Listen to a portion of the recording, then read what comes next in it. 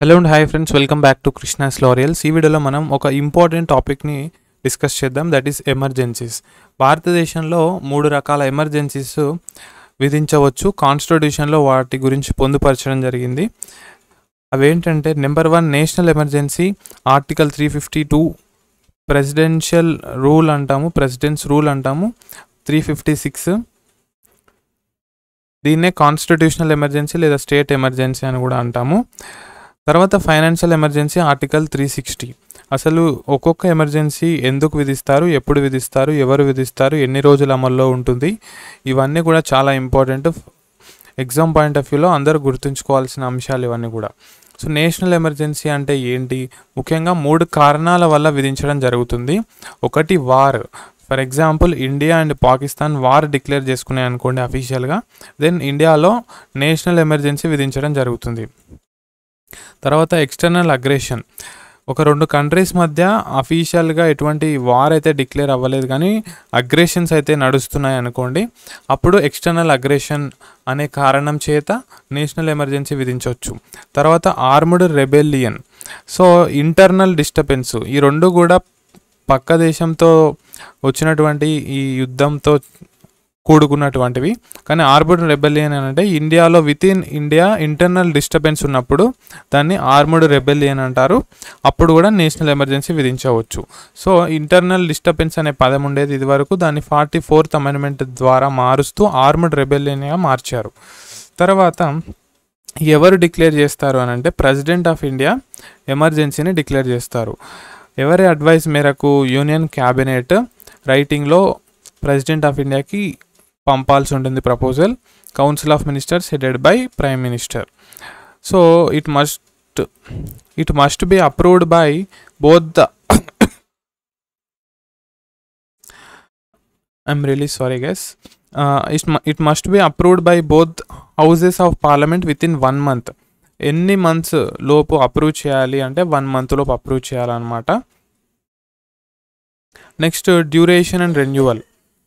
ఒకసారి అప్రూవ్ అయిందంటే అది 6 months వరకు కొనసాగుతుంది. అండ్ అది అలా ఎవ్రీ 6 monthsకి ఒకసారి అప్రూవ్ చేస్తూ దాన్ని ఇండెఫినెట్ పీరియడ్కి మనము కొనసాగించవచ్చు అనమాట. Okay, it can be repeatedly extended every 6 months with parliament approval, can continue indefinitely until revoked. So దీన్ని ఐదర్ పార్లమెంట్ డిసప్రూవ్ చేసైనా దీన్ని రివోక్ చేయొచ్చు, లేదా president without parliament disapproval also ప్రెసిడెంట్కి తనకు తాను కూడా ఈ యొక్క ఎమర్జెన్సీని ఆపేయచ్చు అనమాట. ఓకే, ఒకవేళ నేషనల్ ఎమర్జెన్సీ విధించినప్పుడు పార్లమెంటు సెషన్లో లేదనుకోండి, లోక్సభ డిజాల్వ్ అయిపోయి ఉండొచ్చు ఆ 1 monthలో. ఓకే, ఒకవేళ ఆ 1 monthలో లోక్సభ ఈ నేషనల్ ఎమర్జెన్సీని అప్రూవ్ చేయకుండా డిసప్రూవ్ చేయకుండా డిజాల్వ్ అయిపోయింది అనుకోండి, నెక్స్ట్ ఎలక్షన్స్ జరిగి మళ్ళీ సభ రీకాన్స్టిట్యూట్ అవుతుంది కదా, రీకాన్స్టిట్యూట్ ఆఫ్ లోక్సభ ఎప్పుడైతే జరుగుతుందో దాని నుంచి 1 month లోపు అప్రూవ్ చేయాలన్నమాట. ఓకే, మళ్ళీ సభ ఎప్పుడు జరుగుతుందో అప్పటి నుంచి ఒక 1 month వరకు టైం ఉంటుంది. అప్పటి నుంచి ఆ 1 monthలో అయినా అప్రూవ్ చేయాల్సి ఉంటుంది.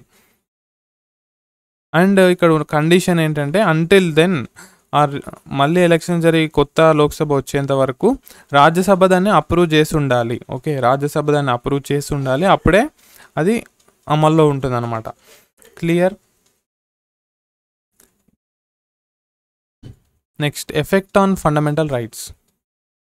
సో ఆర్టికల్ 19 అనేది సస్పెండ్ చేయడం జరుగుతుంది నేషనల్ ఎమర్జెన్సీలో. ఆర్టికల్ 19లో ఉన్నటువంటి 6 freedoms అన్నీ కూడా మనం కోల్పోతాం when India declares national emergency.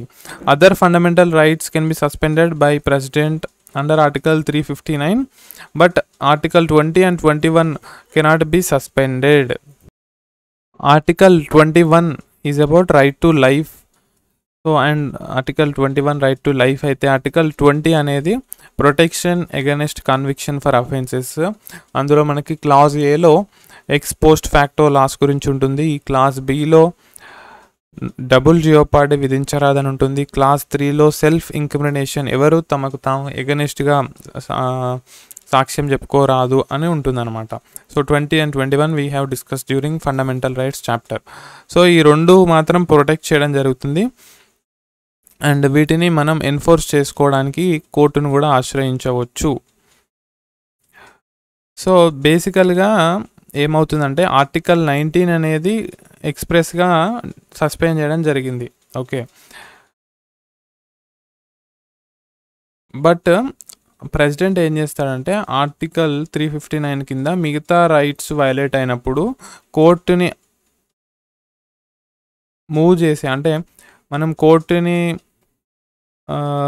ఆశ్రయించి మన వైలేట్ అయింది నా ఫండమెంటల్ రైట్ అనే హక్కు ఉంటుంది కదా, ఆ హక్కుని తీసేస్తారనమాట. ఓకే, రైట్ టు కాన్స్టిట్యూషనల్ రెమెడీస్ని తీసేస్తారు. సో బేసికల్గా మీరు వేరే రైట్స్ అన్ని వైలేట్ అయినా కూడా మీరు కోర్టుకైతే వెళ్ళలేరు.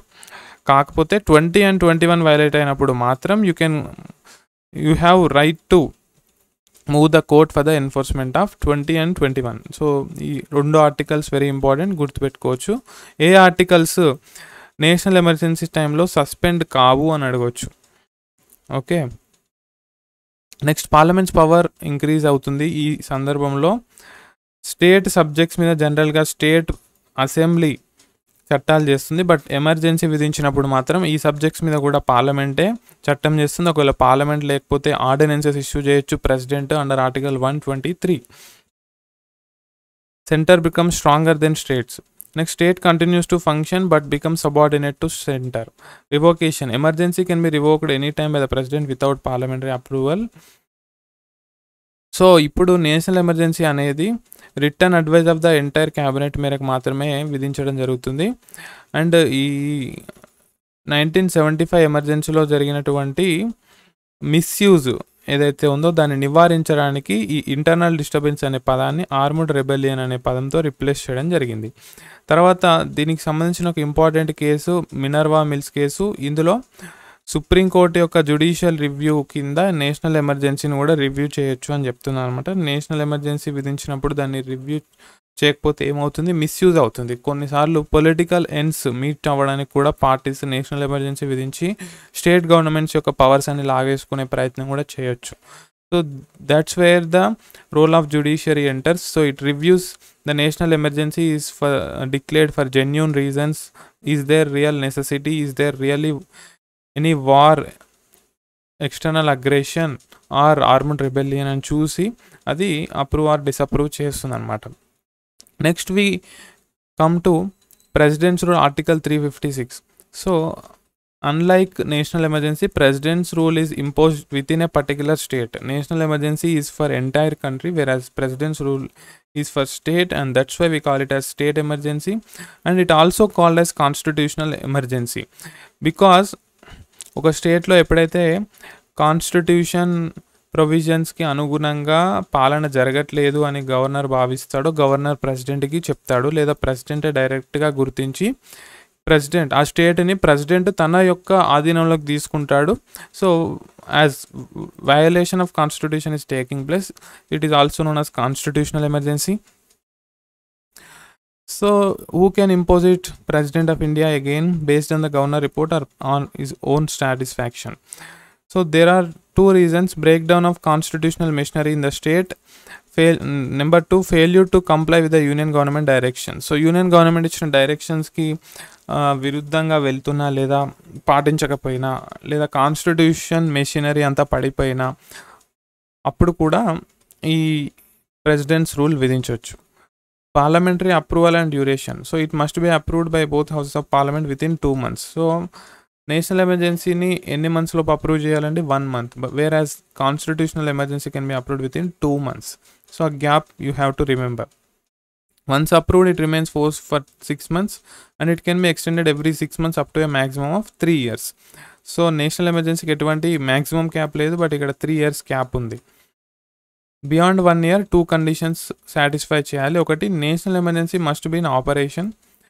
నేషనల్ ఎమర్జెన్సీ ఆపరేషన్లో అయినా ఉండాలి, లేదా election commission must certify that elections cannot be held in the state.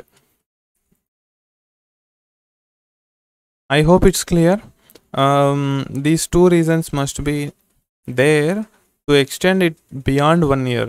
So ఇక్కడ బేసికల్గా మనకి ఎప్పుడైతే ఒక రాష్ట్రంలో అల్లర్లు చెలరేగుతాయో, గవర్నమెంట్ కంట్రోల్లో లేకుండా లా అండ్ ఆర్డర్ తప్పిపోతుందో, లేదా ఒక గవర్నమెంట్ ప్రాపర్గా కాన్స్టిట్యూషన్ ప్రకారం పని చేయలేకపోతుందో, లేదా ఒక గవర్నమెంట్కి ఒక ప్రాపర్ మెజారిటీ లేదో, అప్పుడు పాలించడానికి ఎవరు లేరు, అల్లర్లు చెలరేగుతున్నాయి, లేదా సెంటర్ యొక్క డైరెక్షన్స్ని మీట్ అవ్వట్లేదు, ఇటువంటి సందర్భాల్లో విధిస్తారు. Next, effect of president's rule. State executive, chief minister and council of ministers is dismissed or dissolved. The governor administers the state on behalf of the president, or the state legislature is either dissolved or kept in suspended animation. I'm really sorry. Parliament makes laws for the state or the president by ordinance. So బేసికల్గా ఇక్కడ చూడండి, rule చేసేది గవర్నరే, but అసలు rule చేసేది ప్రెసిడెంటే, but ground లెవెల్లో ఉంటూ president యొక్క ఆదేశాలను ఎగ్జిక్యూట్ చేసేది గవర్నర్ అని గుర్తుంచుకోండి. Next, it can be revoked by president at any time and no parliamentary approval is needed to revoke it. Judicial safeguards. 44th Amendment introduced safeguards to prevent misuse by bringing it under the purview of judicial review. SR Bommai case. Next, president's rule cannot be used for political gains. ఒక రాష్ట్రాన్ని తమ ఆధీనంలో తెచ్చుకోవాలని చెప్పి కావాలని చేయడానికి లేదు. There must be genuine reasons mention in the article. Having said this, we have entered to financial emergency article 360. So national ఎమర్జెన్సీని, కాన్స్టిట్యూషనల్ ఎమర్జెన్సీని ఇండియాలో పలుమార్లు విధించారు, బట్ ఫైనాన్షియల్ ఎమర్జెన్సీని ఒక్కసారి కూడా విధించలేదు ఇండియాలో. అటువంటి సిచ్యువేషన్ రాలేదు. So when the financial stability, okay, ఇండియాలో ఇన్కమ్ తగ్గిపోయి, ఎక్స్పెన్సెస్ పెరిగిపోయి, ఇన్ఫ్లేషన్ పెరిగిపోయి, ఓకే, శాలరీస్ పే చేయడానికి, స్కీమ్స్, దేశం రన్ అవ్వడానికి డబ్బులు లేకపోతే ఫైనాన్షియల్ స్టెబిలిటీ అనేది పోయినట్టు. ఓకే, అప్పులు ఎక్కువైపోయి, ఆస్తులు తక్కువైపోయి, శాలరీస్ కూడా పే చేయలేని పరిస్థితి, అటువంటి క్రిటికల్ ఫైనాన్షియల్ క్రైసిస్ ఉన్నప్పుడు, credit of India, financial markets దెబ్బతిన్నప్పుడు, ఇన్వెస్టర్స్ ఇండియా మీద నమ్మకం కోల్పోయినప్పుడు, ఇన్వెస్ట్ చేయడానికి ముందుకు రానప్పుడు, ఇటువంటి సందర్భాల్లో మనం ప్రెసిడెంట్ ఆఫ్ ఇండియా ఫైనాన్షియల్ ఎమర్జెన్సీని డిక్లేర్ చేయడం చూడొచ్చు. But it never happen till 2025 May 4th. Yes. So financial stability అనేది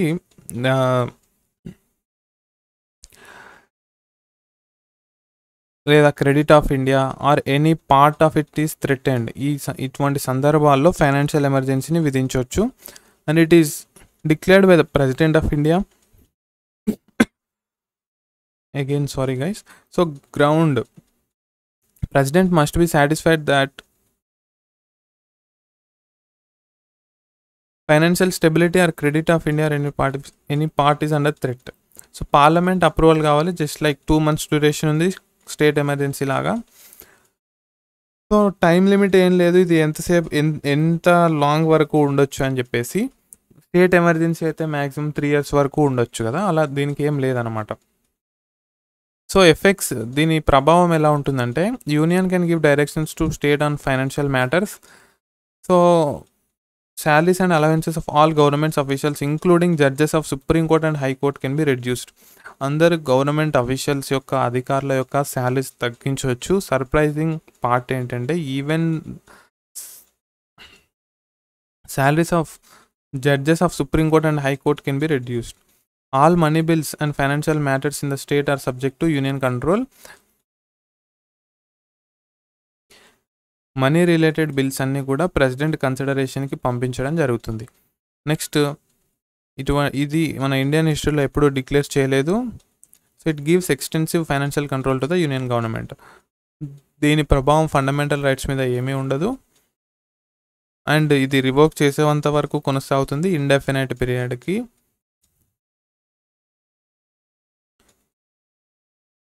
దీన్ని ప్రెసిడెంట్ ఎప్పుడైనా రివోక్ చేయొచ్చు. So that's all in this video guys. These are the 3 types of emergencies mentioned in the constitution under article 352 national emergency, 356 president rule, 365 financial emergency. So డైరెక్ట్గా అడుగుతారు, articles అయినా అందులో discuss చేసిన points అయినా, every point is very very important. I hope you understood this concept of emergencies, and if you have any doubts, feel free to mention it in the comment section, and don't forget to check links in the description box. Present huge discount తో mega mock test series మీ అందరికీ అందించడం జరుగుతుంది. there is hardly 1 month left for the exam, both TG and AP Law Set 2025. So serious aspirants అందరూ కూడా మంచిగా prepare అవ్వండి. I wish you very very all the best. ఎవరైతే ఇంకా ప్రిపరేషన్ స్టార్ట్ చేయలేదో kindly start and take it కన్సిస్టెంట్గా చేయండి. Daily ఒక 2 hours అయినా చదివే ప్రయత్నం చేయండి. టెస్ట్ సిరీస్లో ఉన్నటువంటి క్విజెస్ ప్రాక్టీస్ చేయండి. జీకే అయినా, సిఏ అయినా, కరెంట్ అఫైర్స్ అయినా, లీగల్ యాప్ట్యూడ్ అయినా ప్రాక్టీస్ చేయండి. Do more practice guys. And links అన్నీ కింద డిస్క్రిప్షన్ బాక్స్లో ఉన్నాయి. You can check it. Thank you so much. Have a nice day.